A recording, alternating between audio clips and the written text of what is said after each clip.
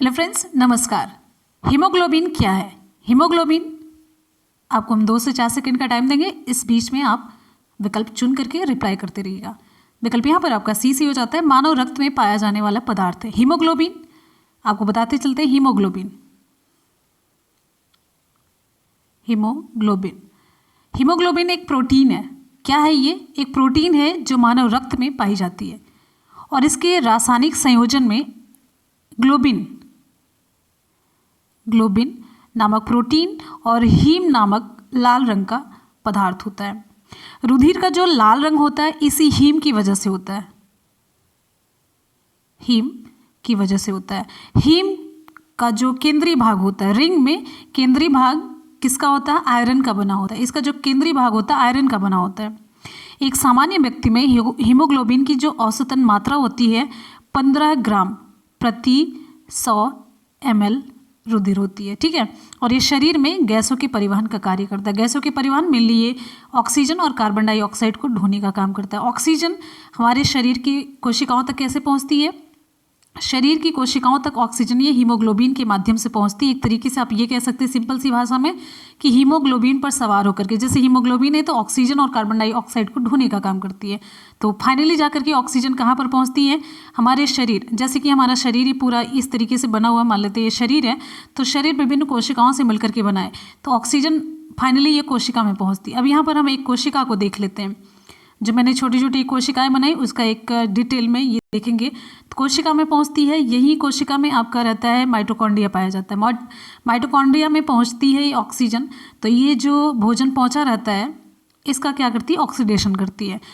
फिर क्या होता है? यहाँ पर ऊर्जा मुक्त होती है और साथ ही साथ में कार्बन डाइऑक्साइड गैस मुक्त होती है। और यही कार्बन डाइऑक्साइड फिर हम हीमोग्लोबिन के माध्यम से शरीर के बाहर निकाली जाती है और यही ऊर्जा का उपयोग शरीर कर लेता है। तो कहने का मतलब ऑक्सीजन और कार्बन डाइऑक्साइड को ढोने का काम, ले आने और ले जाने का काम किसके द्वारा होता है? हीमोग्लोबिन के द्वारा होता है। तब जाकर के फाइनली ये कोशिका में ऑक्सीजन पहुंच पाती है और यहीं से ऊर्जा मुक्त होती है। आगे बढ़ेंगे अगले क्वेश्चन की तरफ। नेक्स्ट है, तो विकल्प यहाँ पर आपका सी हो जाता है। क्वेश्चन है, रक्त में लाल रंग निम्न में से किसके कारण होता है? रक्त में लाल रंग निम्न में से किसके कारण होता है? विकल्प यहाँ पर आपका सही हो जाता है, हीमोग्लोबिन की वजह से। रक्त में लाल रंग ऑक्सी हीमोग्लोबिन युक्त रुधिर कणिकाओं के कारण होता है, आरबीसी, रेड ब्लड कार्पसल्स। अगला क्वेश्चन है, लाल रक्त कणिकाओं आरबीसीज का रंग होता है किसकी वजह से? वही क्वेश्चन है। विकल्प यहाँ पर आपका सही हो जाता है, हीमोग्लोबिन के कारण। विकल्प आपका डी सही होता है। लाल रक्त कणिकाओं का रंग उसमें उपस्थित हीमोग्लोबिन नामक प्रोटीन के ऑक्सीजन से संयुक्त होने के कारण होता है। जो आरबीसी हैं, आरबीसी रेड ब्लड कार्पसल्स, इनको एरिथ्रोसाइट भी कहा जाता है। क्या कहा जाता है? एरिथ्रोसाइट भी कहा जाता है, एरिथ्रोसाइट्स भी कहा जाता है। ठीक है। जो सिर्फ वर्टिब्रेट्स यानी कि कशेरुकियों में पाई जाती है, जिनमें रीढ़ की हड्डी होती है उन्हीं में पाई जाती है, उन्हीं के रुधिर में होती है। ठीक है।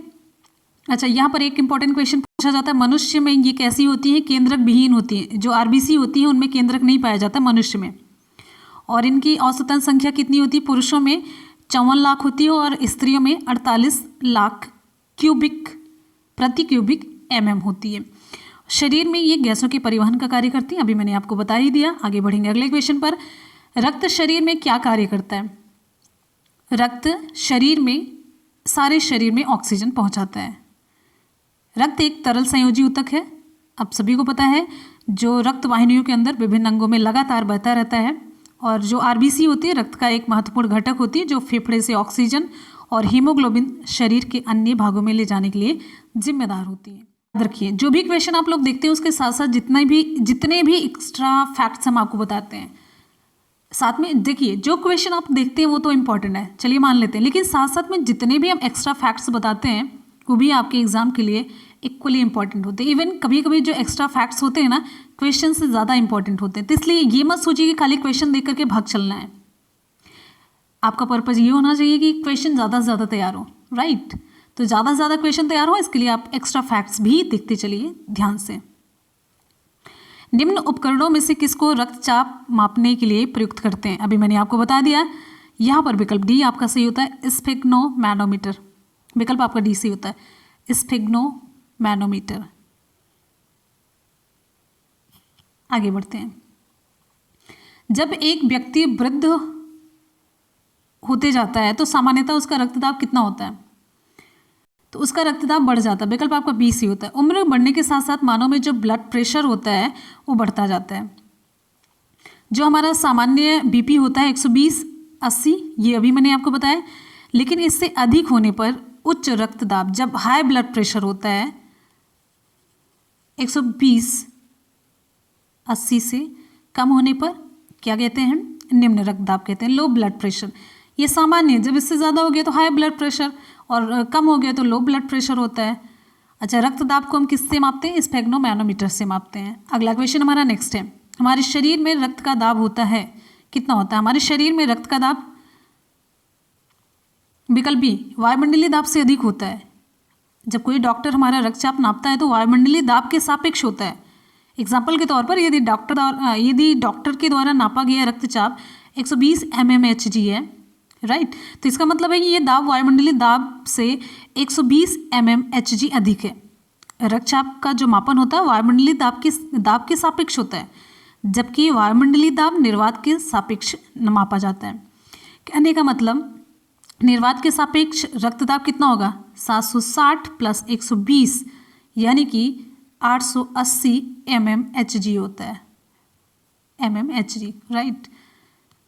अगले क्वेश्चन की तरफ बढ़ेंगे। नेक्स्ट है, निम्न रक्त वर्ग सार्वत्रिक दाता होता है, यूनिवर्सल डोनर। ये बड़ा ही आसान सा लेकिन मोस्ट इंपॉर्टेंट क्वेश्चन, बहुत ज़्यादा पूछा गया, बहुत ही ज़्यादा पूछा गया डिफरेंट एग्जाम में। विकल्प यहाँ पर आपका बी सी होता है, ओ, यूनिवर्सल डोनर होता है, क्योंकि इसमें कोई प्रतिजन नहीं होता, कोई भी एंटीजन नहीं होता, इसमें कोई भी एंटीजन नहीं होता है, यानी कि इसका रुधिर सभी वर्ग के व्यक्तियों को चढ़ाया जा सकता है। दूसरी ओर इस वर्ग के प्लाज्मा में दोनों प्रतिरक्षी की उपस्थिति के कारण किसी भी अन्य वर्ग के व्यक्ति का रुधिर इस वर्ग के व्यक्ति को नहीं चढ़ा सकते। इसमें दोनों एंटीबॉडीज़ होती हैं, ठीक है। और रक्त वर्ग ए बी ये यूनिवर्सल रिसिपिएंट होता है, सर्वग्राही होता है। आगे बढ़ेंगे। अगला क्वेश्चन है, वर्ग ए बी रक्त वाला व्यक्ति किसी ऐसे व्यक्ति का रक्त ले सकता है जिसका रक्त वर्ग क्या है?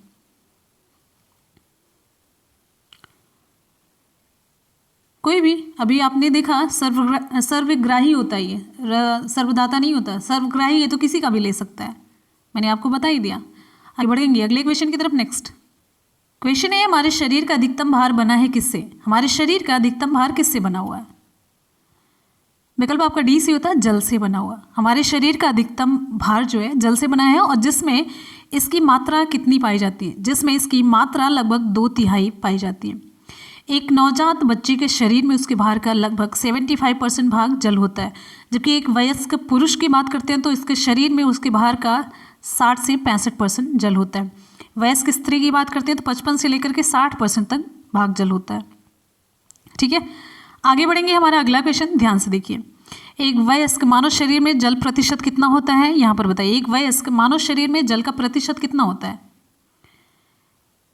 बिल्कुल सही, विकल्प यहाँ पर आपका सी से हो जाता है 65%, 65% है, अभी मैंने आपको बता ही दिया। नेक्स्ट क्वेश्चन पर बढ़ेंगे। अगला क्वेश्चन है, वयस्क मानव में होती हैं कितनी अस्थियाँ होती हैं?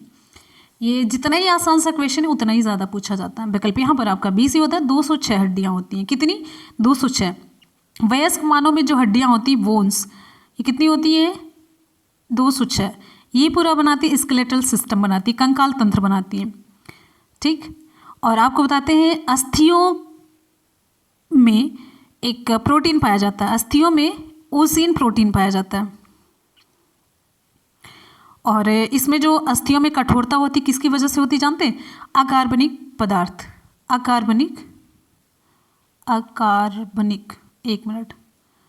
अकार्बनिक पदार्थ की अधिकता की वजह से हड्डियाँ क्या होती हैं? कठोर होती हैं। आगे बढ़ेंगे। नेक्स्ट हमारा क्वेश्चन, मानव कंकाल में अब तक ज्ञात हड्डियों की संख्या कितनी है? मानव कंकाल में अब तक ज्ञात हड्डियों की संख्या कितनी है? विकल्प आपका डी से होता है, 206। चलिए आगे, बड़ा ही इंटरेस्टिंग सा क्वेश्चन है, देखते हैं कितने लोगों की रिप्लाई सही आती है। 20 वर्ष की आयु पर मानव शरीर में हड्डियों की संख्या कितनी होती है? लगभग 20 वर्ष, यहाँ पर 20 वर्ष की आयु पर मानव शरीर में हड्डियों की संख्या कितनी होती है? लगभग 100, 200, 300, कौन सा विकल्प आपका सही होगा? विकल्प यहाँ पर आपका डी से होता है, उपयुक्त में से कोई नहीं है। 20 वर्ष की आयु पर मानव शरीर में बोन्स की कुल संख्या होती है 206, ठीक है। अस्थियां क्या काम करती है? शरीर का ढांचा बनाने में मदद करती है और साथ ही साथ में शरीर के विभिन्न अंगों की रक्षा करने का भी ये कार्य करती हैं। आगे बढ़ेंगे। नेक्स्ट हमारा क्वेश्चन पूछा जा रहा है बहुत ही बढ़िया सा, निम्नलिखित में से कौन मानव शरीर की सबसे छोटी हड्डी है? खूब पूछा जाता है ये क्वेश्चन। निम्नलिखित में से कौन मानव शरीर की सबसे छोटी हड्डी है? विकल्प यहाँ पर आपका सही हो जाता है, मानव शरीर की सबसे छोटी हड्डी। विकल्प आपका बी सही होता है, स्टेपीज।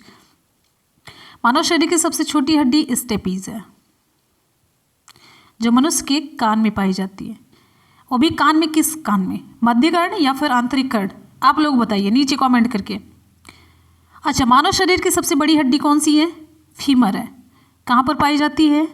जांघ में पाई जाती है।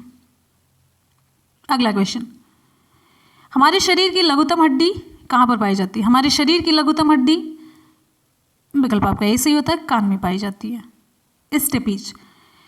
अगला क्वेश्चन है, मनुष्य की खोपड़ी में कुल कितनी अस्थियां होती हैं? मनुष्य की खोपड़ी में कुल कितनी अस्थियां होती हैं? विकल्प ए 28 है। मनुष्य की खोपड़ी, स्कल में कुल बोन्स कितनी होती हैं? 28।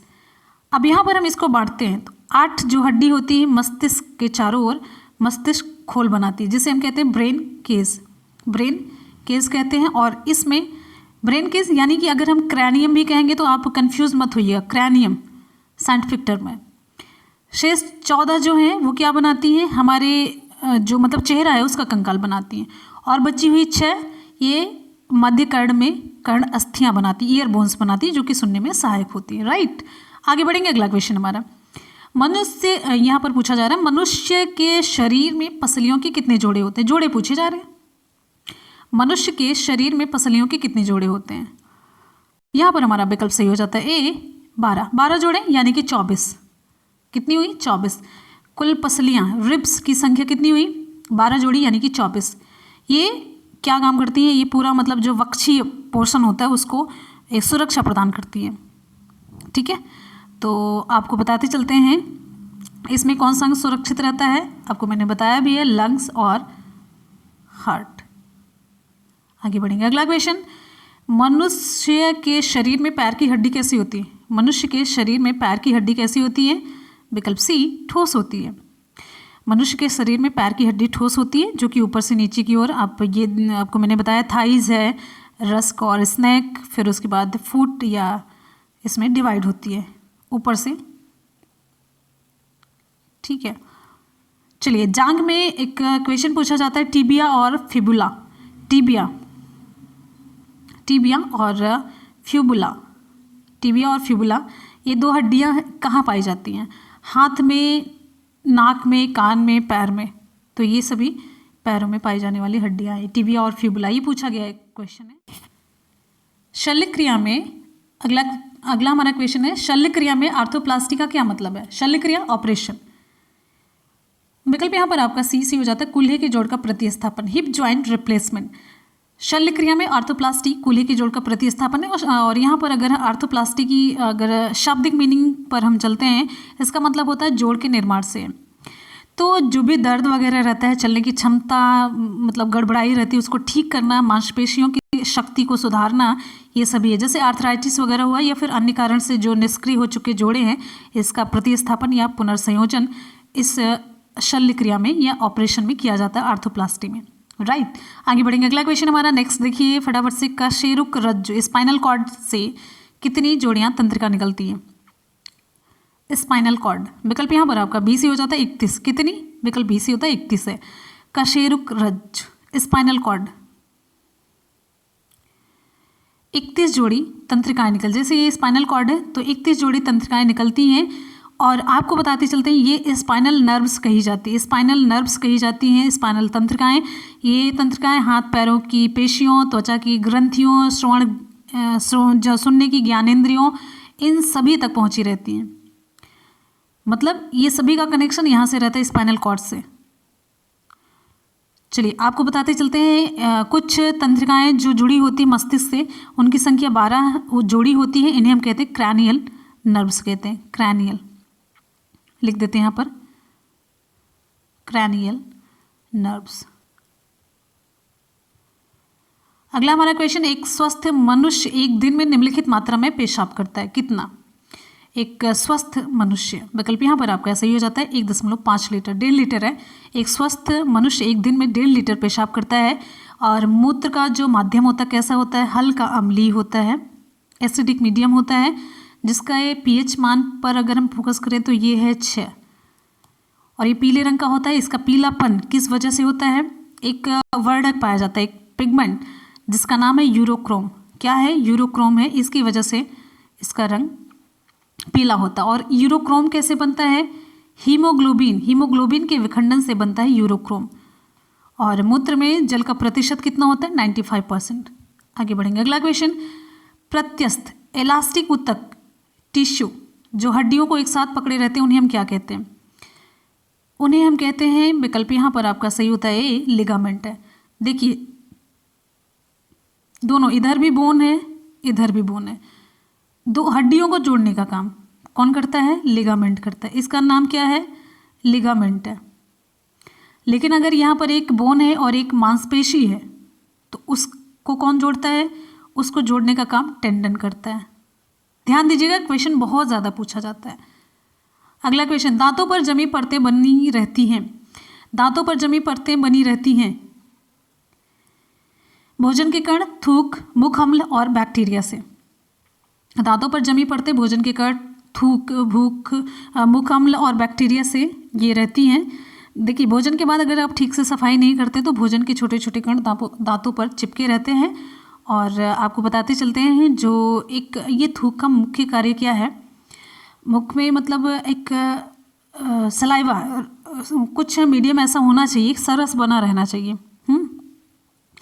मुख अम्ल में लार से एक एंजाइम स्रावित होता है, जो कि आपके एग्जाम में बहुत ज़्यादा पूछा जाता है। तो उस एंजाइम का नाम है टाइलिन। क्या नाम है, टाइलिन है। और आपको बताते चलते हैं, यहीं पर दांतों की खुरचन का अध्ययन किया था किसने, एक वैज्ञानिक थे जिसका नाम है Antony von Leeuwenhoek. Antony von Leeuwenhoek इन्होंने बैक्टीरिया की उपस्थिति का पता लगाया था दांतों के खुरचन से ही। ठीक है, ये इंपॉर्टेंट क्वेश्चन बनता है। आगे बढ़ेंगे, अगला है, नाखून काटते समय में दर्द का अनुभव नहीं होता है, क्यों। नाखून काटते समय हमें दर्द का अनुभव नहीं होता है, क्यों, क्योंकि यहाँ पर नाखून जो है मृत कोशिकाओं के द्रव्य द्वारा बने रहते हैं जिनमें रक्त संचरण नहीं होता है। ठीक है, नाखून, नेल्स जो होते हैं, नेल्स, और इसी में बाल भी आता है। तो बाल, ये सभी ये बाह्य कंकाल के अंतर्गत आते हैं। एक्सोस्केलेटन, ठीक है, इसके अंतर्गत आते हैं, जो कि अल्फा केराटिन्स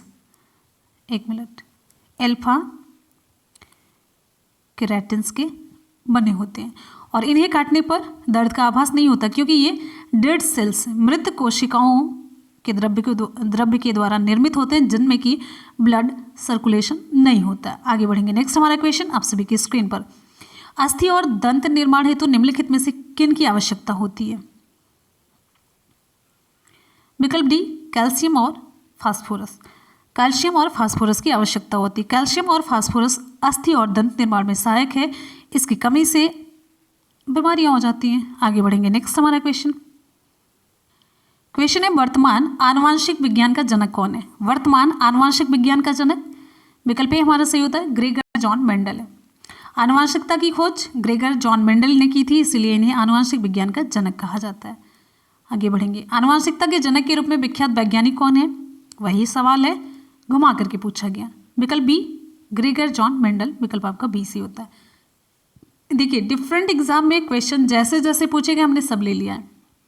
इनसे रिलेटेड जितने भी क्वेश्चन पूछे गए डिफरेंट एग्जाम में जिस तरीके से हमने ले लिया है, भले उसकी रिप्लाई सेम क्यों ना हो, आपको पता तो चलेगा ना अलग अलग एग्जाम में पूछे कैसे गए हैं। आगे बढ़िए, नेक्स्ट है, मेंडल ने अपने चिर प्रतिष्ठित वंशागति नियमों को प्रतिपादित करने में जिस जीवधारी का उपयोग किया था वह था, विकल्प C, garden pea. Gregor John Mendel को आनुवांशिकी का पिता कहा जाता है। इन्होंने मटर के पौधे पर अपना प्रयोग किया था और मेंडल ने सबसे पहले मटर के पौधे में मौजूद 7 प्रकार के गुणों का अध्ययन किया था और 3 नियम प्रतिपादित किए थे। तीनों नियम का नाम है, पहला है प्रभाविता का नियम, प्रभाविता का, दूसरा है पृथक्करण का नियम, तीसरा है स्वतंत्र अपव्यूहन का नियम। राइट। आगे बढ़ेंगे। नेक्स्ट है मेंडल के आनुवंशिकता का सिद्धांत किस पर आधारित है? मेंडल के आनुवंशिकता का सिद्धांत विकल्प आपका सी से होता है, लैंगिक जनन पर आधारित है। अगला, जीनोम चित्रण का इनसे संबंध है। जीनोम चित्रण, जीनोम मैपिंग का संबंध किससे है? विकल्प आपका बी से हो जाता है, जीन्स का चित्रण। जीनोम चित्रण आपको मैंने बताया है, जीनोम चित्रण का संबंध जीन्स के चित्रण से है। किसी भी जीव के डीएनए में विद्यमान समस्त जीनों का जो अनुक्रम होता है, जो अनुक्रम किस तरीके से जीन का अनुक्रम है, कैसे सीरीज में है, ये कहलाता है जीनोम। जीनों का जो अनुक्रम होता है वो जीनोम कहलाता है। जीनोम के सभी गुणसूत्रों का जो एक तरीके से आप कह सकते हैं संरचनात्मक और कार्य करने का जो संगठन होता है वो कहलाता है जीनोम चित्रण यानी कि जीनोम मैपिंग। उम्मीद है कि कॉन्सेप्ट समझ आ गया होगा। आगे बढ़ेंगे। अगला क्वेश्चन है, जीवों में आनुवंशिक लक्षण संतान में ले जाए जाते हैं किसके द्वारा? जीवों में आनुवंशिक लक्षण संतान में ले जाए जाते हैं किसके द्वारा? विकल्प यहाँ पर आपका सही हो जाता है, विकल्प बी, क्रोमोसोम के द्वारा। जीवों में आनुवंशिक लक्षण क्रोमोसोम द्वारा संतान में ले जाए जाते हैं। क्रोमोसोम किसके बने होते हैं? क्वेश्चन पूछा गया है, न्यूक्लियोप्रोटीन के बने होते हैं। इनका नाम सबसे पहले किसने दिया था? एक वैज्ञानिक थे जिसका नाम है वाल्डेयर। आगे बढ़ेंगे। नेक्स्ट हमारा क्वेश्चन आप सभी के लिए, हमारे शरीर में आनुवंशिकता की इकाई को क्या कहते हैं? हमारे शरीर में आनुवंशिकता की इकाई को कहते हैं, विकल्प सी, जीन कहते हैं। क्रोमोसोम पर स्थित ऐसी छोटी छोटी रचनाएं जो आनुवंशिक लक्षणों को धारण करती हैं और उन्हें एक पीढ़ी से दूसरी पीढ़ी में ट्रांसफर करती हैं, वो क्या कहलाती हैं? वो जीन कहलाती हैं। जीन को जीवों के शरीर में आनुवंशिकता की मूलभूत इकाई माना जाता है।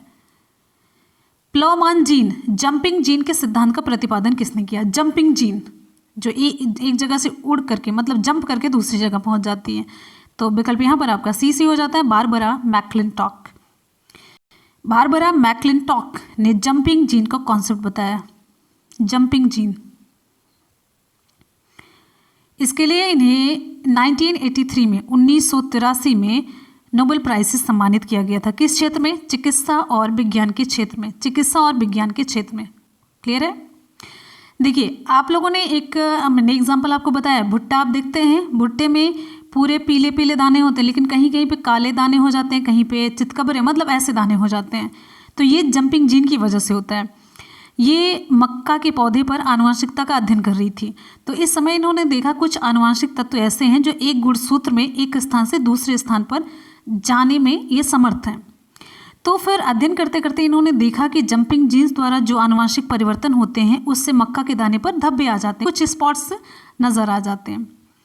तो इन्होंने निष्कर्ष निकाला कि सभी कोशिकाओं में डीएनए के खंड होते हैं, जिसे हम कहते हैं ट्रांसपोजेबल तत्व या फिर ट्रांसपोजन्स कहते हैं, ट्रांसपोजन कहते हैं। ठीक है, चलिए आगे बढ़ते हैं। नेक्स्ट हमारा क्वेश्चन आगे, डीएनए में उपलब्ध कौन सा यौगिक अमीनो अम्ल नहीं बनाता है? डीएनए में उपलब्ध कौन सा यौगिक अमीनो अम्ल नहीं बनाता है? तो एडेनिन, ग्वानिन, थाइमिन, साइटोसिन। ये देखिए यहाँ पर विकल्प आपका बी से होता है, टायरोसिन है विकल्प आपका बी।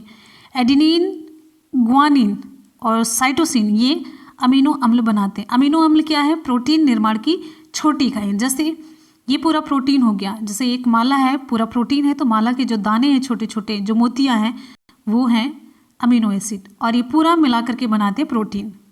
ठीक है, आगे बढ़ेंगे। नेक्स्ट हमारा क्वेश्चन आप सभी के लिए, निम्नांकित में से कौन सुमेलित नहीं है? हमारा अगला क्वेश्चन है, निम्नांकित में से कौन सुमेलित नहीं है? पूछा जा रहा है कि कौन सा सुमेलित नहीं है। ध्यान से देखिए, नील हरित शैवाल ये ब्लू ग्रीन एल्गी जैव उर्वरक है। क्रायोसोपा माहो नियंत्रण में प्रयोग होता है। बायो 902 सरसों का कायक्लोन है, बिल्कुल सही है। एजिटोबैक्टर जैव कीटनाशक, विकल्प आपका डी से होता है। देखिए एजिटोबैक्टर जो है, एजिटोबैक्टर एक जीवाणु है, बैक्टीरिया है। एजिटोबैक्टर बैक्टीरिया, इसका सबसे इम्पॉर्टेंट कार्य नाइट्रोजन उपलब्ध कराना है। देखिए एजिटोबैक्टर जो है, एजिटोबैक्टर BACTR, ये बैक्टर नाम से पता चला बैक्टीरिया है। तो ये देखिए नाइट्रोजन उपलब्ध कराता है पौधों को, क्योंकि यह मृदा में स्वतंत्र रूप से रहता है, स्वतंत्र रूप से किसी के साथ सहजीवन नहीं व्यतीत करता, किसी के साथ नहीं रहता है, तो इसीलिए हम इसे असहजीवी नाइट्रोजन यौगिकीकरण के तौर पर इसे जानते हैं। नॉन सिम्बायोटिक नाइट्रोजन फिक्सेशन करता है, नॉन सिम्बायोटिक।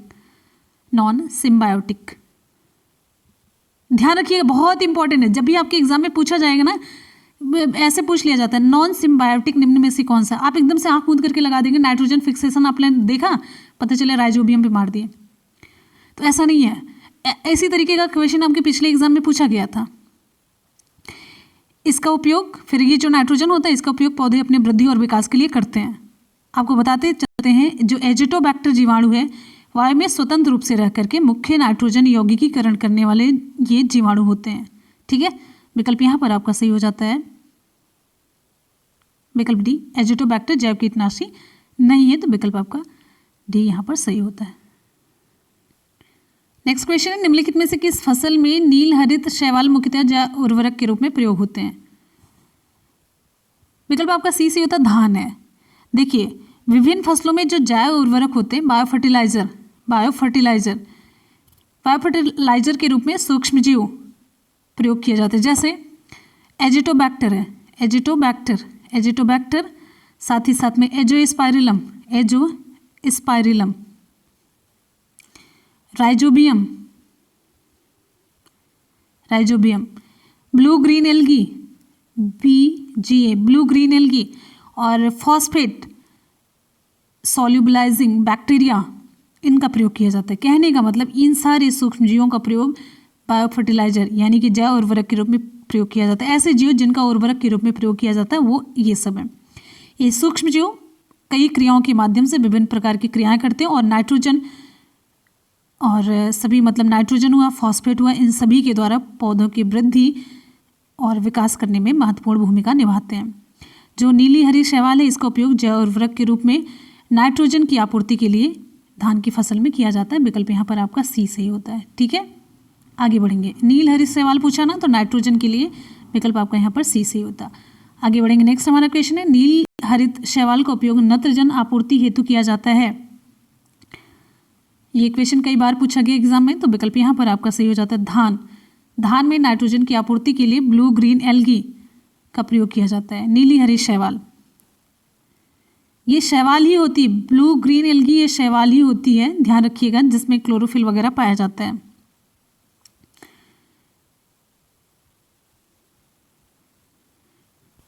अगला बहुत ही इंपॉर्टेंट क्वेश्चन है, मोस्ट इंपॉर्टेंट है, ध्यान दीजिएगा। निम्न के साथ मिलाने से एजोला एक का अच्छा उर्वरक बनता है। निम्न के साथ, किसके साथ एजोला को मिलाया जाए तो अच्छा उर्वरक बनेगा? एजोला,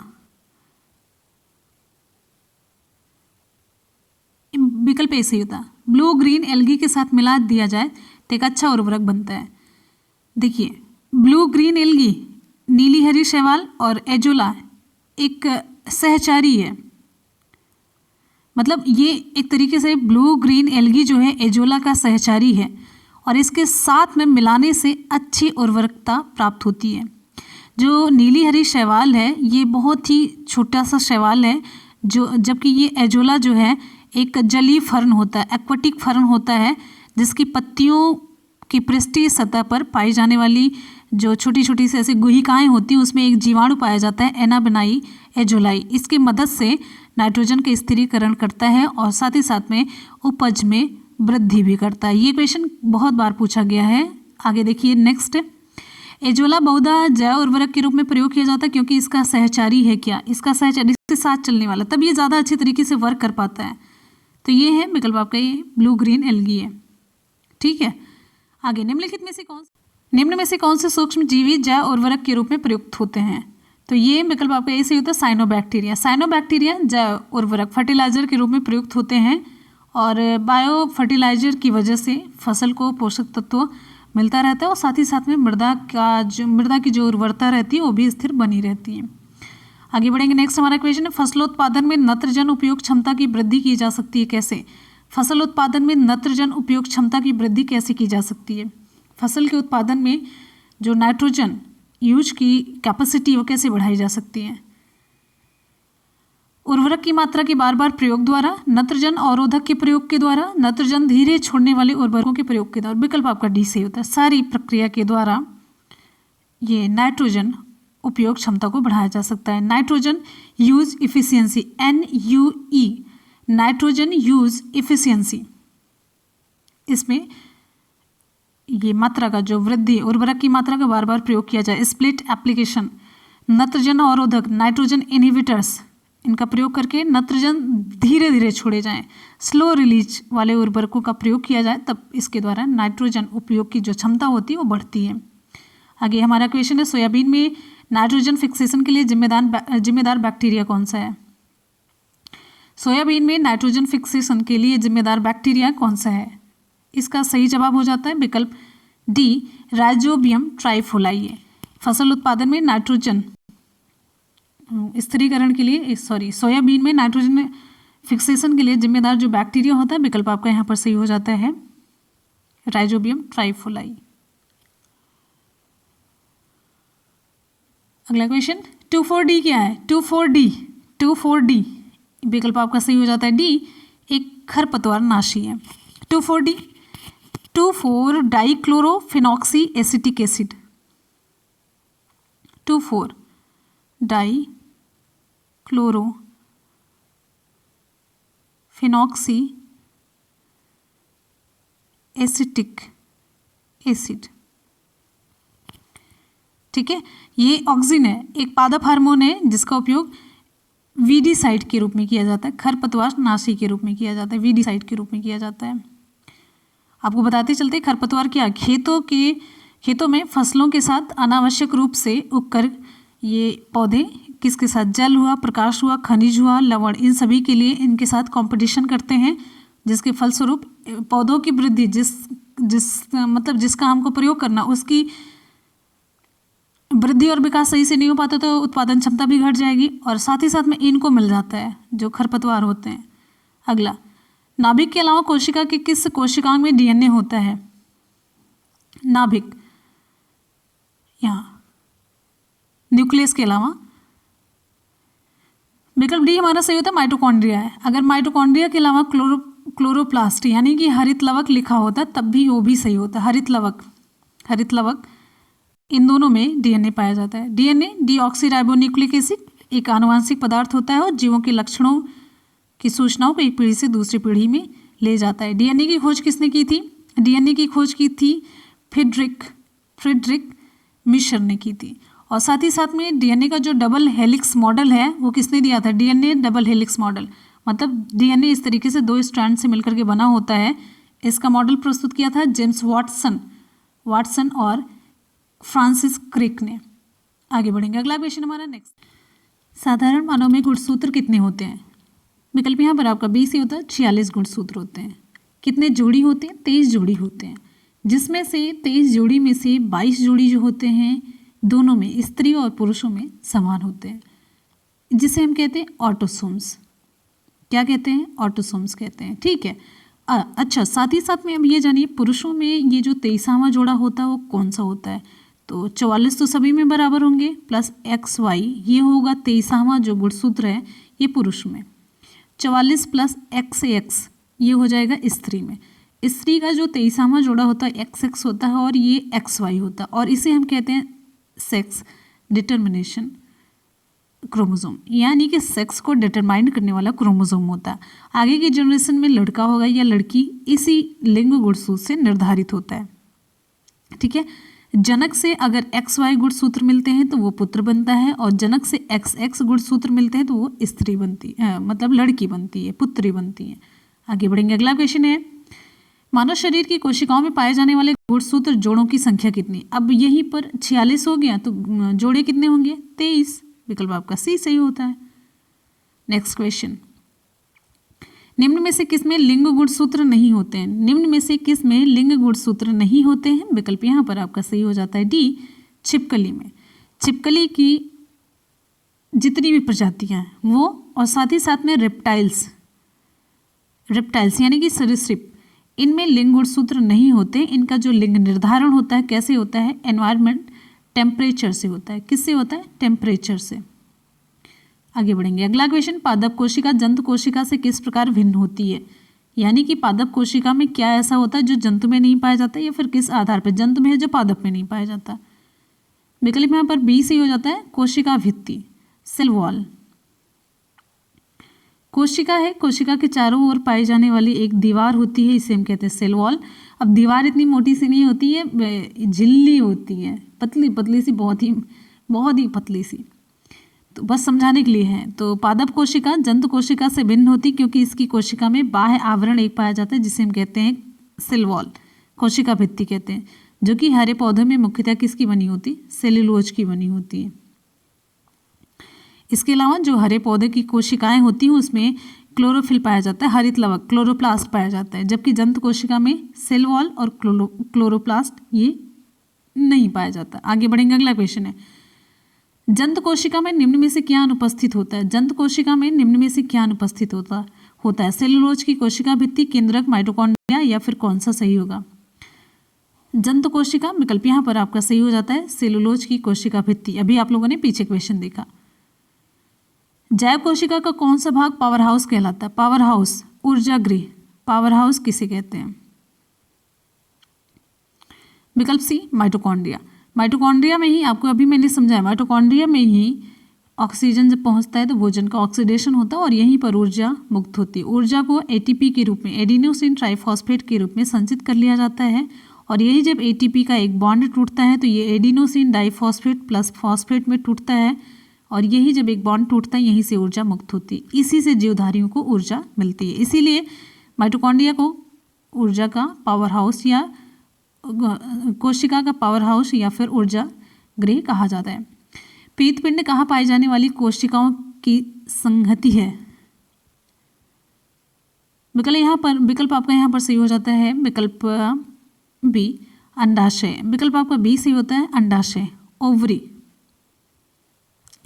ओवरी में पाई जाने वाली कोशिकाओं की जो संहति है, मास है, वो पीतपिंड कहलाती है। क्या कहलाती है? पीतपिंड कहलाती है।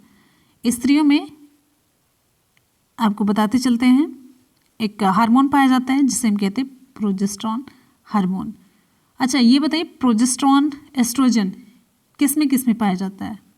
प्रोजेस्टेरॉन और एस्ट्रोजन किस में पाया जाता है?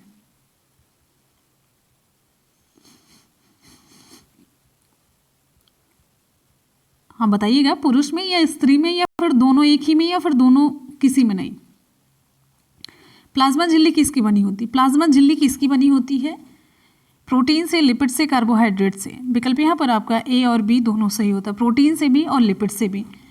प्लाज्मा झिल्ली या फिर जिसे हम कहते हैं कोशिका झिल्ली, ये ऐसी झिल्ली होती है जो कि सजीव होती है। प्रत्येक सजीव कोशिका के जीव द्रव्य को ये घेर के रखती है। Plasma membrane. कोशिका झिल्ली का निर्माण 3 परतों से होकर के होता है। इसमें जो बाहरी और आंतरिक परत होती है, बाहरी और आंतरिक परत किसकी बनी होती है? प्रोटीन की। और मध्य वाली परत किसकी बनी होती है? लिपिड या वसा की। लिपिड या वसा की बनी होती है। आगे बढ़ेंगे। नेक्स्ट हमारा क्वेश्चन, प्रोटीन संश्लेषण में निम्न कोशिकांगों में से किन की भूमिका सबसे महत्वपूर्ण होती है? प्रोटीन संश्लेषण, प्रोटीन का संश्लेषण किसके द्वारा होता है? विकल्प बी, अंतःप्रदब्बीय जालिका और राइबोसोम। एंडोप्लाज्मिक रेटिकुलम, अंतःप्रदब्बीय जालिका और राइबोसोम की भूमिका सबसे ज़्यादा महत्वपूर्ण होती है प्रोटीन सिंथेसिस में। ये कोशिका है, केंद्रक है, यहीं पर इसी से लगा हुआ ये एंडोप्लाज्मिक रेटिकुलम होता है और साथ ही साथ में राइबोसोम भी होता है और यहीं पर भी एक स्मूथ वाली एंडोप्लाज्मिक रेटिकुलम होती है और एक रफ होती है। रफ पे ही ये राइबोसोम पाया जाता है। तो यहीं में अगर आप देखना चाहें तो दोनों रिस्पॉन्सिबल होते हैं। जहाँ पर राइबोसोम पाया जाता है ना, ये प्रोटीन संश्लेषण के लिए काम करता है। आगे बढ़ेंगे। नेक्स्ट हमारा क्वेश्चन आगे, मानव शरीर के किस अंग में लसिका कोशिकाएं बनती हैं? लसिका कोशिकाएं किस अंग में बनती हैं? लिम्फोसाइट्स। विकल्प यहाँ पर आपका डी से होता है तिल्ली, जिसे हम कहते हैं स्प्लीन। स्प्लीन। लसिका कोशिकाएं, लिम्फोसाइट सेल्स एक प्रकार की श्वेत रक्त कणिकाएं होती हैं, WBC, व्हाइट ब्लड कार्पसल्स, जिनका निर्माण लसिका ग्रंथियों, तिल्ली और साथ ही साथ में थाइमस ग्रंथि और अस्थि मज्जा द्वारा किया जाता है, बोन मैरो। ये जितनी भी चीज़ें मैंने बताई ध्यान दीजिएगा। लसिका कोशिकाएं दो मुख्य प्रकार की होती है, कौन कौन सी? बी लिम्फोसाइट और टी लिम्फोसाइट। आगे बढ़ेंगे, अगला क्वेश्चन। मनुष्य के जीवन काल में कितने दांत 2 बार विकसित होते हैं? मनुष्य के जीवन काल में कितने दांत 2 बार विकसित होते हैं? विकल्प आपका सी से होता है 20 दांत। मनुष्य के जीवन काल में 20 दांत 2 बार विकसित होते हैं। जितने भी मानव के साथ साथ, मानव तो है ही है, साथ ही साथ में जितने भी वयस्क स्तनी होते हैं द्विदंती होते हैं। ये द्विदंती होते हैं, यानी कि इनके दांत 2 बार निकलते हैं। देखिए 2 बार कौन से निकलते हैं? सारे नहीं निकलते हैं। चवड़ जो दांत होते हैं, चवड़ जो पीछे के होते हैं, इनके अलावा अन्य दांत जीवन में 2 बार विकसित होते हैं। तो कहने का मतलब 12 जो हमारे दांत होते हैं स्थायी होते हैं, चवड़ होते हैं, ये सभी एक दंती होते हैं, एक बार ही निकलते हैं बस। और एक बार टूट गए ना तो डॉक्टर ही उसको लगाते हैं। ठीक है, हमारे मुंह में 4 प्रकार के दांत होते हैं। पहला देखिए यहाँ पर आगे देखेंगे आप, कृंतक होता है, कृंतक जिसे हम कहते हैं इंसाइजर। दूसरा कैनाइन जिसे हम कहते हैं रदनक। और तीसरा प्रीमोलर, प्रीमोलर। और चौथा है मोलर, प्रचवर्ण और ये चवर्ण। तो आपको बता दें ये प्रीमोलर और मोलर जो होते हैं ये 12 वाले स्थायी होते हैं। और ये आगे के इंसाइजर और कैनाइन होते हैं जो कि 20 होते हैं। और साथ ही साथ में मिला करके आप ये देखिए ये 2 बार विकसित होते हैं। आगे, निम्नलिखित में से कौन हमारे शरीर का सबसे दृढ़ भाग है? सबसे दृढ़ भाग, विकल्प यहाँ पर आपका सही हो जाता है। सबसे दृढ़ भाग है विकल्प आपका ये बी, दंतवल्क। दंतवल्क जिसे हम इनामल कहते हैं, जिसे हम क्या कहते हैं? इनामल कहते हैं, जो कि दांत के उस पे शिखर पर पाई जाती है। और साथ ही साथ में ये किसकी बनी होती है? Calcium, calcium phosphate, calcium phosphate और साथ ही साथ में कैल्शियम कार्बोनेट। ठीक है, आगे बढ़ेंगे। नेक्स्ट हमारा क्वेश्चन, मानव शरीर में सबसे मजबूत मांसपेशी कहाँ पर पाई जाती है? मानव शरीर में सबसे मजबूत मांसपेशी कहाँ पर पाई जाती है? विकल्प यहाँ पर आपका सही हो जाता है। सबसे मजबूत मांसपेशी विकल्प ए सही होता है, जबड़े में। देखिए आपको मैंने बताया है किसी वस्तु के मतलब कोई वस्तु, भारी वस्तु है, इसको उठाने की क्षमता के संदर्भ में जबड़े की जो मांसपेशियां होती हैं सबसे मजबूत मानी जाती हैं। आगे, प्रतिवर्ती क्रियाओं का नियंत्रण, रिफ्लेक्स एक्शन का नियंत्रण केंद्र कहाँ पर है? विकल्प सी, कशेरुक रज्जु, स्पाइनल कॉर्ड। शरीर में प्रतिवर्ती क्रियाओं, रिफ्लेक्स एक्शन का जो नियंत्रण होता है कशेरुक रज्जु, स्पाइनल कॉर्ड के द्वारा होता है। इसमें हम क्या करते हैं? स्टिमुलस, जो उद्दीपन होता है उसको ग्रहण करते हैं, उद्दीपन को ग्रहण करते हैं, उद्दीपन को ग्रहण करते हैं और फिर प्रतिक्रिया देते हैं। तो प्रतिक्रियाएं उद्दीपन ग्रहण करने के आधार पर जो प्रतिक्रियाएं होती हैं वो 2 श्रेणियों में बांटी जाती हैं। कौन कौन सी हैं? 2 प्रमुख श्रेणियां कौन कौन सी हैं? पहली है अनकंडीशनड, अनकंडीशनड। दूसरी होती है कंडीशनड। ठीक है, जैसे कोई भी स्टिमुलस, बाहर वातावरण में जो कुछ भी हो रहा वो स्टिमुलस है, लेकिन उसमें जो हम अनुक्रिया करते हैं वो कहलाता है प्रतिवर्ती क्रिया। जैसे मतलब कि एक्शन का एक रिएक्शन होता है। जैसे ये उद्दीपन जो हुआ कोई भी, जैसे मतलब हमारे पैर में कोई पिन चुभो दी गई तो पिन का चुभोना ये उद्दीपन दे दिया गया, लेकिन हमने पिन चुभोने के उसमें एक क्रिया करी है, तो उस क्रिया को ही हम कहते हैं अनुक्रिया। पैर का हटाना, पिन चुभोई गई तो हमने पैर हटा लिया, पैर का हटाना ये अनुक्रिया हो जाता है, पिन चुभोना उद्दीपन हो जाता है। ठीक है, आगे बढ़ते हैं, अगला क्वेश्चन। नेक्स्ट, निषेचन, फर्टिलाइजेशन की क्रिया कहाँ पर होती है? फर्टिलाइजेशन की प्रक्रिया कहाँ पर होती है? विकल्प यहाँ पर बी से होता, अंडवाहिनी ओविडक्ट में। विकल्प आपका बी से होता है। ओविडक्ट में फर्टिलाइजेशन की प्रक्रिया होती है। यहीं पर नर युग्मक जिसे हम कहते हैं शुक्राणु, स्पर्म, मादा युग्मक ओवा से मिलता है। और निषेचन की प्रक्रिया के द्वारा जब स्पर्म और ओव मिलते हैं तो क्या बनता है? स्पर्म और ओवा जब मिलते हैं तो क्या बनता है? जाइगोट। ठीक है, और यही जाइगोट, ये जाइगोट 2x होता है, द्विगुणित होता है, डिप्लॉयड होता है। यही विकास करके शिशु का निर्माण करता है। मनुष्य में जन्म के समय निषेचन के बाद आदर्श रूप से अगर हम देखें तो 266 दिन या फिर 38 सप्ताह में शिशु का जन्म होता है। अगला क्वेश्चन है, ध्यान से देखिए, मानव के शरीर में निम्नलिखित भागों में से किस एक में शुक्राणु को निषेचित करता है? कौन सा एक भाग है? विकल्प आपका बी सी होता है डिम्ब वाहिनी नली, जिसे हम कहते हैं फैलोपियन ट्यूब। ये आप देखते होंगे ऐसे, इस तरीके से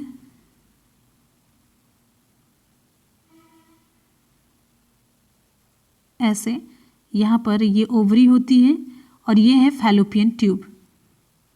फैलोपियन ट्यूब यहीं पर, यहाँ से ओवरी से ओवा निकलता है, ओवा यहाँ पर, और इधर से स्पर्म जाता है, तो यहीं पर निषेचन की प्रक्रिया होती है। ठीक है, और फिर उसके बाद से जो जाइगोट का डेवलपमेंट होता है, फिर आकर के गर्भाशय की दीवार से चिपक जाता है और यहीं पर बच्चे का डेवलपमेंट होता है 9 मंथ तक। आगे बढ़ेंगे, अगला हमारा क्वेश्चन, तो ये विकल्प आपका सही हो जाता है, ये फैलोपियन ट्यूब डिम्ब वाहिनी नलिका। अगला क्वेश्चन यहाँ पर ध्यान से देखिए, मादा जनन पथ में पहुंचने के पश्चात मानव शुक्राणु अपनी निषेचन क्षमता सुरक्षित रखते हैं कितने समय के लिए? तो मादा जनन पथ में पहुंचने के पश्चात मानव शुक्राणु अपनी निषेचन क्षमता सुरक्षित रखते हैं। विकल्प आपका डी से होता है 1 से 2 दिनों के लिए। 1 से 2 दिन, जिसमें हम कह सकते हैं 48 से लेकर के 72 घंटे तक ये सुरक्षित रहता है, इनमें निषेचन की क्षमता होती है। यानी कि जो स्पर्म होता है ओवा से फर्टिलाइज करने के लिए वो 48 से 72 घंटे तक वो एक्टिव रहता है। आगे बढ़ेंगे, हमारा अगला क्वेश्चन है, मानव भ्रूण का हृदय कब स्पंदन करने लगता है? मानव भ्रूण का हृदय कब स्पंदन करने लगता है? विकल्प यहाँ पर आपका सी से होता है अपने परिवर्धन के 4th सप्ताह में। विकल्प आपका सी से होता है। मानव भ्रूण जो ह्यूमन एम्ब्रियो है, ह्यूमन एम्ब्रियो का हृदय अपने परिवर्धन डेवलपमेंट के 4थे से 5वें सप्ताह में ये स्पंदन करने लग जाता है। भ्रूणी विकास के 3रे से 8वें सप्ताह को भ्रूण विकास का काल कहते हैं, यानी कि एम्ब्रियो डेवलपमेंट पीरियड कहते हैं, क्योंकि यह अंग विकास का मुख्य समय होता है। 3रे महीने से जन्म तक के समय को भ्रूण काल कहते हैं, फीटल पीरियड, जिसमें ऊतक और अंगों का परिपक्वन होता है, मैच्योरेशन होता है और शारीरिक वृद्धि होती है। अगला क्वेश्चन, निम्नलिखित में से कौन सी कला परिवर्धनशील भ्रूण के शुष्कन से रक्षा करती है? यानी कि वो सूखने नहीं पाता है। विकल्प यहाँ पर आपका सही हो जाता है, बिल्कुल सही। विकल्प यहाँ पर आपका ए सही होता है, एमनियॉन। देखिए एमनियॉन, ये एक तरीके से आप ये समझिए, ये एमनियोटिक फ्लूइड है, एमनियोटिक द्रव है, तरल है, ये अंदर एमनियोटिक फ्लूइड है और ये बाहर जो है एमनियॉन है। ये एमनियॉन, ये जो परत है, इसके अंदर ये भ्रूण को नम बनाए रखने के लिए जिम्मेदार होती है और साथ ही साथ में बाहरी दबाव और धक्कों से इसकी सुरक्षा करने के लिए रिस्पॉन्सिबल होती है। अगला क्वेश्चन, श्वसन क्रिया में वायु के कौन से घटक की मात्रा में कोई परिवर्तन नहीं होता? तो आपको बताते चलते हैं, विकल्प यहाँ पर आपका डी से होता है, नाइट्रोजन। श्वसन की प्रक्रिया में नाइट्रोजन का जो प्रतिशत होता है 78% वो फिक्स रहता है। अंतः श्वसन में जितना लिया जाता है उतना ही बाह्य श्वसन में निकलता है। एक्सपायरेशन, अंतः श्वसन और एक्सपायरेशन, उच्च श्वसन, उच्छ्वास जिसे कहते हैं। अंतः श्वसन इंस्पिरेशन होता है और साथ ही साथ में उच्छ्वास एक्सपायरेशन कहते हैं। ठीक है, और इसमें ये नाइट्रोजन की जो मात्रा होती है अपरिवर्तित होती है। राइट, आगे बढ़ेंगे। अगला क्वेश्चन हमारा, अगला क्वेश्चन है, एक स्वस्थ व्यक्ति का हृदय 1 मिनट में औसतन कितनी बार धड़कता है? एक स्वस्थ व्यक्ति का हृदय, विकल्प आपका सी से होता है 72 बार। एक स्वस्थ व्यक्ति के हृदय की धड़कन जो हार्ट बीट्स होती है 1 मिनट में 72 बार होती है और वृद्धों में ये कम होती है, लेकिन बच्चों में ये सबसे ज़्यादा होती है। हमारे हृदय प्रति मिनट 5 से 6 लीटर रुधिर पंप करता है। हृदय में एक स्पंदन, एक बीट की समाप्ति से लेकर के अगले बीट की समाप्ति तक एक कार्डियक साइकिल होती है। क्या होती है? Cardiac cycle. राइट, आगे बढ़ेंगे। एक बार जितने भी स्टूडेंट वीडियो को देख रहे हैं, वीडियो को फटाफट से लाइक और शेयर करेंगे। दिल से आप लोगों के लाइक से हमें बड़ा ही मोटिवेशन मिलता है और शेयर से हमारी एक मेहनत होती, सफल होती सभी तक पहुंचना। हम वीडियो पहुंचे, हमारा उद्देश्य होता है कि सभी बच्चे इससे लाभान्वित हों। तो आप लोग वीडियो को लाइक और शेयर ज़रूर करते रहिए। आगे बढ़ते हैं। हमारा अगला क्वेश्चन आप सभी के लिए ये रहा, हृदय कब आराम करता है? हृदय आराम कब करता है? तो आपको बताते चलते हैं, विकल्प यहाँ पर आपका सही हो जाता है सी, 2 धड़कनों के बीच के समय में ये आराम करता है। हृदय, देखिए अभी मैंने आपको बताया जो सामान्यतया एक वयस्क मनुष्य है, ये 72 बार प्रति मिनट इसका हृदय धड़कता है। हृदय दो धड़कनों के बीच आराम करता है। दो संकुचन के बीच का काल विश्राम अथवा हम ये कह सकते हैं कि शिथिलन काल कहलाता है। इसमें संकुचन के दौरान आगे बढ़ा हुआ जो रक्त होता है जब धमनियों के रिक्त स्थानों में प्रवेश करता है तो धमनी की दीवार और रक्त के बीच में संघर्ष होता है और रक्त का दबाव बढ़ जाता है। तो हृदय के दो संकुचनों के बीच में धमनियों में जो रक्त बाहर रहता है उसे हम विश्रामकालीन रक्तचाप कहते हैं। और साथ ही साथ में ये दो धड़कनों के बीच भी ये विश्राम करता है। इसका कॉन्सेप्ट आपको मैंने अभी यहाँ पर समझा दिया। आगे बढ़ेंगे। अगला क्वेश्चन हमारा है, निम्नलिखित में से कौन सा लक्षण हृदयाघात हार्ट अटैक से संबंधित नहीं है? निम्नलिखित में से कौन सा लक्षण हृदयाघात हार्ट अटैक से संबंधित नहीं है? सीने में दर्द है, पसीना और जी मिचलाना, बाह में दर्द और झंझनाहट, टांगों में दर्द। विकल्प यहाँ पर आपका सही हो जाता है डी, टांगों में दर्द। सीने में दर्द, पसीना और जी मचलाना, बाह में दर्द और झंझनाहट ये सभी हृदयाघात या फिर हृदय रोग से संबंधित हैं, जबकि टांगों में जो दर्द होता है हृदयाघात से संबंधित नहीं है। आगे बढ़ेंगे। अगला क्वेश्चन हमारा नेक्स्ट है, हृदय में कितने कक्ष होते हैं? हृदय में कक्ष कितने होते हैं? विकल्प यहाँ पर आपका बी सी होता है, 4 कक्ष होते हैं। मानव हृदय में कितना, एक दिन में लगभग 1 मिनट में मनुष्य का हृदय कितनी 1 मिनट में कितनी बार धड़कता है? 72 बार धड़कता है। हृदय 4 प्रमुख कक्षों में विभाजित होता है। जो 2 ऊपरी कक्ष होते हैं, जैसे ये हृदय है, 1 मिनट, ऐसे हृदय है। ऊपर के जो दोनों कक्ष होते हैं, ऊपरी कक्ष को दायां और बायां एट्रियम, ठीक है, और जबकि जो निचले दोनों कक्ष होते हैं उन्हें दायां और बायां वेंट्रिकल्स कहते हैं। राइट लेफ्ट आप इसमें ऐड कर लीजिए।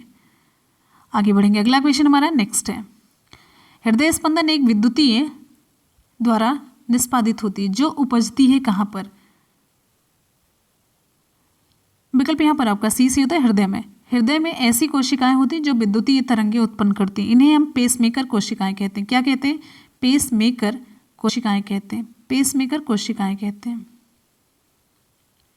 हृदय स्पंदन इन्हीं विद्युत तरंगों द्वारा निष्पादित होता है। आगे हम बढ़ेंगे। मानव कलाई में नाड़ी स्पंदन करती है। मानव कलाई में नाड़ी स्पंदन करती है। विकल्प यहाँ पर आपका सही हो जाता है सी, हृदय के बराबर। चिकित्सा विज्ञान में हृदय की धड़कन के कारण धमनियों में होने वाली हलचल को हम नाड़ी कहते हैं।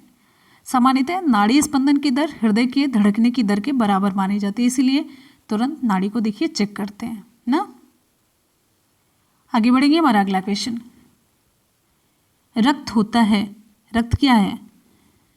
विकल्प यहाँ पर आपका ए सी होता है, एक संयोजी ऊतक है। इंपॉर्टेंट क्वेश्चन, ये सारे क्वेश्चन जितने आप देख रहे हैं बहुत इंपॉर्टेंट भाई, इसमें कहने की जरूरत नहीं है, सारे क्वेश्चन एकदम से सिलेक्टेड और सुपर डुपर हिट क्वेश्चन हैं। अच्छा, आपको वीडियो कैसा लग रहा है? अपना फीडबैक जरूर दीजिएगा। साइंस का ये वीडियो आपको कैसा लग रहा है? अपना फीडबैक नीचे कॉमेंट सेक्शन में जरूर दीजिएगा। रक्त क्वेश्चन है, रुधिर वर्णिका के संबंध में निम्नांकित कथनों पर विचार कीजिए और नीचे दिए गए कूट से सही उत्तर चुनिए। नीचे कूट दिया गया है, तो यहाँ पर हम अगर इसे ऐसे करते हैं तो बड़ा छोटा सा हो जाएगा। तो पहले हम इसे देख करके यहीं पर देख लेते कौन सा सही है कौन सा नहीं। आपको बता देते हैं। देखिए, इसमें लौह होता है, बिल्कुल सही है, इसमें लौह पाया जाता है। ये रक्त को लाल रंग प्रदान करता है, अभी आपको बताया मैंने, हीमोग्लोबिन। इसमें जो हीम लौह का अंश पाया जाता है, हीम वर्णक पाया जाता है, ये लाल रंग प्रदान करता है।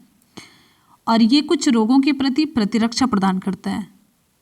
रोगों के प्रति, अच्छा, ये रक्त में ऑक्सीजन का वाहक है। ये रक्त में ऑक्सीजन को ढोने का काम करता है। इसमें लौह होता है, हीमोग्लोबिन, हीम और ग्लोबिन प्रोटीन होती है। हीम जो होता है लौह वाला पार्ट होता है। ये कुछ रोगों के प्रति प्रतिरक्षा प्रदान करती नहीं, हीमोग्लोबिन नहीं बल्कि WBC करती है। तो ये 3 को छोड़ करके बाकी 1, 2 और 4 आपका सही हो जाता है। तो 1, 2 और 4 यहाँ पर विकल्प आपका सी सही होता है, करेक्ट। हीमोग्लोबिन ऑक्सीजन का परिवहन करता है। लाल रुधिराणुओं में हीमोग्लोबिन नामक प्रोटीन पाई जाती है और इसमें जो हीम होता है लौह अंश होता है, ठीक है। अच्छा, आपको बताते चलते हैं, जो WBC है ना, इसे हम श्वेत रक्त कणिका कहते हैं। साथ ही साथ में वीर सिपाही की संज्ञा इसे ही प्रदान की गई है, ठीक है। आगे बढ़ेंगे। नेक्स्ट क्वेश्चन, शरीर में हीमोग्लोबिन का कार्य क्या है?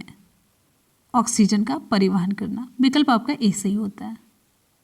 अगला है कि इस प्राणी के जीव द्रव्य में हीमोग्लोबिन का विलय हो जाता है। विकल्प डी केचुआ। इंपॉर्टेंट क्वेश्चन है ये सारे क्वेश्चन जितने भी आप देख रहे हैं बहुत इंपॉर्टेंट है। अर्थवॉर्म, अर्थवॉर्म में ये एनेलिड है, आप सभी जानते हैं, अभी मैंने आपको बताया एनेलिड है, और जिसमें हीमोग्लोबिन जो होता है प्लाज्मा में घुला हुआ होता है। जबकि अन्य कशेरुकी जो प्राणी होते हैं इनमें जो प्रोटीन होता है हीमोग्लोबिन ये लाल रुधिर कणिकाओं में पाया जाता है, आरबीसी में पाया जाता है। केचुए में रुधिराणु जो होते हैं रंगहीन और केंद्रमय होते हैं, न्यूक्लिएटेड होते हैं, अभी मैंने बताया, और सब में न्यूक्लियस नहीं होता जो और मतलब कशेरुकी है। और इस जंतु में परिसंचरण तंत्र जो होता है क्लोज्ड टाइप का होता है, बंद प्रकार का होता है। ये बड़ा इंपॉर्टेंट क्वेश्चन है, किस में परिसंचरण तंत्र बंद टाइप का होता है, तो ये क्लोज टाइप का केचुए में होता है। और इनका जो रुधिराण होता है रंगहीन होता है, कोई रंग नहीं होता, और केंद्र युक्त होता है। ध्यान दीजिएगा। आगे बढ़ेंगे, हमारा अगला क्वेश्चन। अगला क्वेश्चन है रक्त में लाल रंग निम्न में से किसके कारण होता है। इसका सही जवाब हो जाता है लाल, ये विकल्प बी हीमोग्लोबिन। रक्त में लाल रंग ऑक्सी हीमोग्लोबिन युक्त रुधिर कणिकाओं के कारण होता है। विकल्प आपका बी सही होता है। आगे बढ़ेंगे, अगला क्वेश्चन हमारा, ध्यान से देखिए। मनुष्य का औसत रक्तचाप कितना होता है। मनुष्य का औसत रक्तचाप, विकल्प आपका यहाँ पर सही हो जाता है विकल्प डी 120/80। देखिए मनुष्य का जो औसत रक्तचाप होता है 120 और 80 mmHg होता है। ठीक है। धमनियों में रक्तदाब की दो अवस्थाएं होती, कौन कौन सी अवस्थाएं। पहली अवस्था जो होती है सिस्टोलिक प्रेशर होता है, सिस्टोलिक प्रेशर होता है। दूसरी होती है डायस्टोलिक, सिस्टोलिक और डायस्टोलिक प्रेशर। तो सामान्य तौर पर जो प्रकुंचन दाब होता है, देखिए ये पहली जो सिस्टोलिक होता है ना, प्रकुंचन दाब कहते हैं, पहली को प्रकुंचन दाब कहते हैं, दूसरी को हम कहते हैं डायस्टोलिक यानी कि प्रसारण दाब। तो सामान्य तौर पर जो प्रकुंचन दाब होता है 120 मिली Hg और प्रसारण दाब 80 मिली Hg होता है। और रक्तचाप को किसके द्वारा मापा जाता है, स्फेग्मोमैनोमीटर। ठीक है। आगे बढ़ेंगे, अगला क्वेश्चन स्फेग्मोमैनोमीटर, ध्यान दीजिएगा। ठीक है। अगला क्वेश्चन, AB रक्त वर्ग वाले व्यक्ति को कभी कभी सार्विक रक्त आदाता कहा जाता है, क्यों।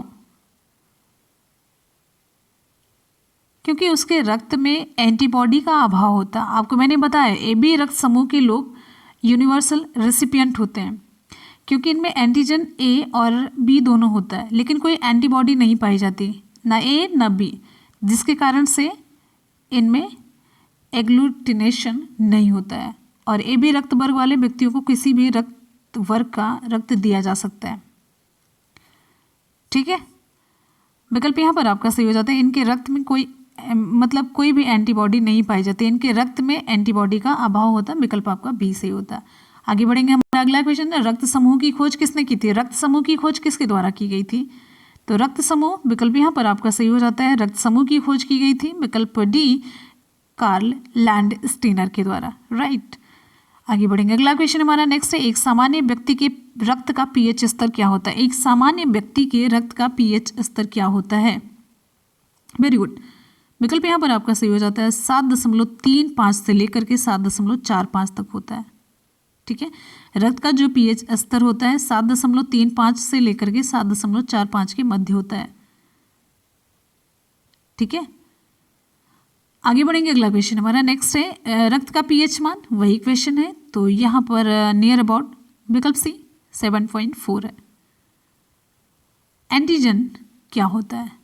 एंटीजन क्या है। एंटीजन वह पदार्थ है जो क्या काम करता है, एंटीबॉडी के निर्माण को उद्दीप्त करता है। देखिए भाई एंटीजन आपको बताते चलते हैं, एंटीजन जैसे मतलब सिंपल सी लैंग्वेज में, जैसे हमारा ये हाथ है, यहाँ पर किसी एंटीजन मतलब कोई बाहर का सूक्ष्म जीव है, उसने अटैक कर दिया, अब शरीर हमारी इससे सूक्ष्म जीव से रक्षा करने के लिए रेडी हो जाती है। तो रक्षा करने के लिए क्या काम करेगी, कुछ ऐसी चीज़ बनाएगी जो कि इसको रोक सके, तो एंटीबॉडी का निर्माण ये शुरू कर देती है। तो जब तक एंटीजन बाहर से एक तरीके से वो अटैक नहीं करता, तो अंदर से वो मतलब उद्दीप्त, तब फिर एंटीबॉडी का निर्माण होगा क्यों। ठीक है। विकल्प आपका यहाँ पर डी सी होता है। आगे बढ़ेंगे। हमारा अगला क्वेश्चन, प्रतिजन एक ऐसा पदार्थ है जो क्या काम करता है? प्रतिजन एक ऐसा पदार्थ है जो क्या काम करता है? प्रतिरक्षा तंत्र को प्रवर्तित करता है। विकल्प आपका यहाँ पर सी से होता है। निम्न में से एंटीजन की मूल विशेषता क्या है? एंटीजन्स की मूल विशेषता अभी मैंने बताई, ये एंटीबॉडीज के निर्माण को प्रेरित करते हैं। जब तक ये अटैक नहीं करेंगे अंदर एंटीबॉडीज का निर्माण नहीं होगा। जैसे एंटीजन, तो मतलब कहने का सिंपल सा मतलब ये प्रतिरक्षियों के निर्माण को प्रेरित करते हैं। आगे बढ़ेंगे। हमारा अगला क्वेश्चन, शरीर में निम्न में से कौन सा संक्रमण से हमारी रक्षा करता है? शरीर में संक्रमण से रक्षा किसके द्वारा होती है? WBC, व्हाइट ब्लड कार्पल्स, श्वेत रक्त कणिकाएं। ये ऐसी रुधिर कणिकाएं होती जो कि शरीर के किसी रोग से संक्रमित होने पर उस विशेष संक्रमित स्थल पर पहुंच करके हानिकारक जो जीवाणु होते हैं जैसे बैक्टीरिया, वायरस, कवक, इन सभी का भक्षण करती हैं। इन सभी को खा करके शरीर को संक्रमण से सुरक्षा प्रदान करती हैं। ठीक है, जैसे इसने अटैक किया तो ये यहाँ पर WBC पहुँचेंगी और इनको खा करके ख़त्म कर देती हैं। आगे बढ़ेंगे। अगला क्वेश्चन है हमारा, सफ़ेद रक्त कण का मुख्य कार्य क्या है? आप सभी जानते हैं श्वेत रक्त कणिकाओं का मुख्य कार्य रोग प्रतिरोधक क्षमता धारण करना, रोग से हमारी शरीर की रक्षा करना। अगला क्वेश्चन, रुधिर की प्लाज्मा में निम्नलिखित में से किसके द्वारा एंटीबॉडी निर्मित होती है? रुधिर की प्लाज्मा में किसके द्वारा एंटीबॉडी बनती है? Antibody lymphocyte. रुधिर की प्लाज्मा में लिम्फोसाइट के द्वारा एंटीबॉडी या फिर प्रतिरक्षा, एंटीबॉडी का मतलब हमारी रक्षा करने वाली, शरीर की रक्षा करने वाली प्रोटीन, तो प्रतिरक्षा प्रोटीन्स ये निर्मित करती हैं। लिम्फोसाइट जो होते हैं सबसे छोटे श्वेत रुधिराणु होते हैं, लेकिन संख्या में कुल WBC का ये 20 से लेकर के 30% तक होते हैं। इनका केंद्रक बड़ा होता है, गोल या कुछ चिपटा सा होता है। लिम्फोसाइट जो होती हैं शरीर में घूमती रहती है, एक तरीके से ना जैसे सेनाएं गश्त लगाती है वैसे ये गश्त लगाती रहती हैं और सुरक्षा तंत्र के सारे भागों के बीच ये सामंजस्य स्थापित करती हैं। बड़ा इंपॉर्टेंट इनका रोल होता है। अगला क्वेश्चन, प्रतिरक्षा का सर्वाधिक संबंध है किससे? विकल्प यहाँ पर ए सही होता है, लिम्फोसाइट से। बहुत इंपॉर्टेंट क्वेश्चन आपको करवा रहे हैं, बहुत ज़्यादा। अगला क्वेश्चन हमारा है, मानव रक्त की श्यानता का कारण क्या है? मानव रक्त की श्यानता का मुख्य कारण है विकल्प ए, रक्त में प्रोटीन का पाया जाना। मानव रक्त की श्यानता मुख्यतः प्लाज्मा में प्रोटीन, ठीक है, इस पर निर्भर करती है। रक्त में श्वेत रुधिर कणिकाओं और प्लेटलेट्स की उपस्थिति का उसकी श्यानता पर कोई खास प्रभाव नहीं पड़ता है, ध्यान दीजिएगा। आगे बढ़ेंगे। अगला क्वेश्चन हमारा, ध्यान से, मानव के श्वेत रक्त कणों का जो व्यास होता है वो कितना होता है? इनका जो व्यास होता है लगभग विकल्प आपका ए सही होता है, 0.007 mm होता है।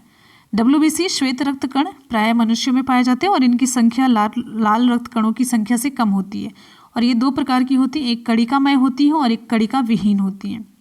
श्वेत रक्त कण हमारे शरीर का प्रतिरक्षा तंत्र बनाते हैं। जो लिम्फोसाइट, अभी मैंने आपको बताया कई बार, लिम्फोसाइट एक प्रकार की श्वेत रक्त कणिका होती है जिसका व्यास जो होता है 7 माइक्रोमीटर यानी कि 0.007 मिलीमीटर होती है। राइट, आगे बढ़ेंगे। अगला क्वेश्चन है, तो फ्रेंड्स यहाँ पर आज की हमारी क्लास हो जाती कंप्लीट। आपको कैसी लगी हमेशा की तरफ फीडबैक जरूर दीजिएगा और चलते हैं आज के सवाल की तरफ। मनुष्य के शरीर में पसलियों के कितने जोड़े होते हैं? पहला क्वेश्चन। दूसरा क्वेश्चन, निम्नलिखित में से कौन मानव शरीर की सबसे छोटी हड्डी है? दूसरा क्वेश्चन। तीसरा क्वेश्चन, जैव कोशिका का कौन सा भाग पावर हाउस कहलाता है? कोशिका भित्ति, केंद्रक, माइटोकॉन्ड्रिया, संपूर्ण कोशिका। तीसरा क्वेश्चन। चौथा है, वर्तमान आनुवंशिक विज्ञान का जनक कौन है? ये 4 क्वेश्चन आप सभी के लिए है, ठीक है। तो फ्रेंड्स यहाँ पर क्वेश्चन हो जाते कंप्लीट, आज की क्लास आपकी हो जाती कंप्लीट। आपको कैसी लगी हमेशा की तरह अपना फीडबैक देना बिल्कुल भी ना भूलिए। बहुत मेहनत से, बहुत एनर्जी के साथ, सीरियसली मतलब बहुत मेहनत के साथ मैंने ये क्वेश्चन तैयार किया और आपको ये टाइम दिखा देते हैं कितना टाइम हो रहा है। 4:26 AM। अभी आपने देखा ना, ये 4:26 AM है, सुबह 4:26 AM। और ये 4:30 ऐसे नहीं बजे, कंटिन्यू हम ये क्लास प्रिपेयर कर रहे हैं। पूरी रात यहाँ पर बीत चुकी है, आप लोगों की क्लास लेने के बाद कंटिन्यू बस हम यही कर रहे थे। तो ये पूरा टाइम हमारा बीत गया, पूरी रात हमने तैयार की और इसे अभी हम पूरा सेट करेंगे और साथ ही साथ में इसे अपलोड करने में 2 से 3 घंटे लगेंगे, तब जाकर के एक क्लास फाइनल हो पाती है। मेरी मेहनत का अगर आप चौथाई हिस्सा भी करें ना, आपका लक्ष्य बहुत ही आसानी से आपके हाथ में आ जाए। लक्ष्य बहुत बड़ी चीज़ नहीं है, लक्ष्य बहुत बड़ी चीज़ नहीं होती है। लक्ष्य को अचीव करने में जो आपकी मेहनत लगती है वो भी बहुत बड़ी बात नहीं है, लेकिन आप किस तरीके से मेहनत करते हैं, किस वे में मेहनत करते हैं, कितना मेहनत करते हैं, कितनी चालाकी से करते हैं, कितने इफेक्टिव वे में करते हैं। मेहनती बनिए, आप जिंदगी के वो इंसान बनिए, वो मेहनती इंसान बनिए ना कि आपके अलावा कोई दूसरा मेहनती अगर आप खोजने लग जाए ना मिले। इतना हार्ड वर्क का जज्बा आपके अंदर होना चाहिए। ऐसे इंसान बनिए ना जिसके अंदर हार्ड वर्क की एकदम से मतलब आग लगी हो। किसी भी चीज़ को अगर आप हासिल करना चाहते हैं, हार्ड वर्क करिए, उसके अलावा दूसरा रास्ता नहीं है। मेरे साथ जुड़िए, हम आपको एकदम से आपके सीने में आग पैदा कर देंगे। सीरियसली बता रहे हैं, वो इंसान ही क्या कि मतलब अपनी ज़िंदगी में कुछ कर ना पाए। अच्छा ये बताइए, आपको आपकी स्टोरी अच्छी लग रही है? नहीं ना? या कुछ इंटरेस्टिंग लग रही है? नहीं ना? तो आप उसको बदलिए, आप उसको चेंज कर सकते हैं, और ये काम सिर्फ और सिर्फ आप कर सकते हैं। पढ़िए, सीरियसली मेहनत करिए, जी जान से लग जाइए। कोई भी चीज़ मुश्किल नहीं, कोई भी टारगेट मुश्किल नहीं है। पढ़िए, मेहनत करिए, पढ़िए मेहनत करिए, रिवाइज करिए, पढ़िए मेहनत करिए, रिवाइज करिए। सिलेबस से ही तो पूछेगा ना जितना दिया गया है। सीरियसली आप मेहनत करेंगे, आप हमें हमेशा अपने साथ पाएंगे। नहीं मेहनत करेंगे फिर हम बहुत आगे निकले रहेंगे और आप हमेशा पीछे रहेंगे। पढ़ते रहिए, मेहनत करते रहिए, सफलता ज़रूर मिलेगी। और हाँ, आप लोग मुझे या फिर ये जो पूरा मतलब जैसे वीडियो की नोटिफिकेशन वगैरह, नेटवर्क वगैरह सही नहीं है, तो आप लोग टेलीग्राम से जुड़ जाइए। टेलीग्राम 1 डे एग्ज़ाम टारगेट और बाय मुनमुन जरूर लिखिए। जैसे हम लिख रहे हैं वैसे लिखेंगे। मुनमुन नाम यहाँ पर MUN, तभी आप ये सर्च बार पर लिखेंगे तो ये ऑफिशियल चैनल आप पा सकेंगे। और यहाँ पर देखिए ऐसे ही लोगो आपको देखने को मिलेगा, टारगेट लिखा रहेगा। और साथ ही साथ आप लोग मुझे इंस्टाग्राम पर फॉलो कर सकते हैं, अमिता तिवारी ऑफिशियल। और साथ ही साथ में आप लोग मुझे मुनमुन ब्लॉग्स पर भी देख सकते हैं। देखिए जब हमारे पास टाइम होगा तो हम यहाँ पर आपसे कनेक्ट होंगे, ठीक है। पढ़ते रहिए, मेहनत करते रहिए, सफलता ज़रूर मिलेगी। इसी के साथ ही मिलते हैं फिर नेक्स्ट वीडियो में। तब तक के लिए good bye and take care. Thank you so much, love you all, bye bye and take care. जय हिंद, वंदे मातरम। और हाँ, वीडियो को लाइक और शेयर करना बिल्कुल भी ना भूलें। आपके लाइक से, शेयर से हमें एनर्जी और मोटिवेशन मिलता है और काम करने की इच्छा जगती है। Thank you.